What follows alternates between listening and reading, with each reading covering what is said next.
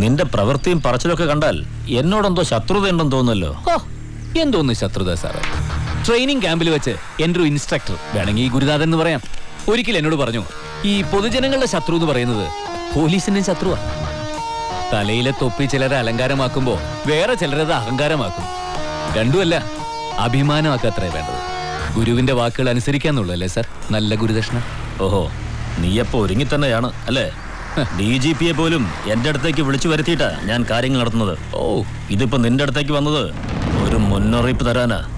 പിന്നെ പത്രവും ചാനലൊക്കെ കൂടെ ഉണ്ടെന്ന് കരുതി ഇനി ഒരടി മുമ്പോട്ട് പോയാൽ അവസാനിപ്പിക്കും ഞാൻ, തെളിവ് പോലും ബാക്കിയില്ലാതെ. ഓർത്തോ?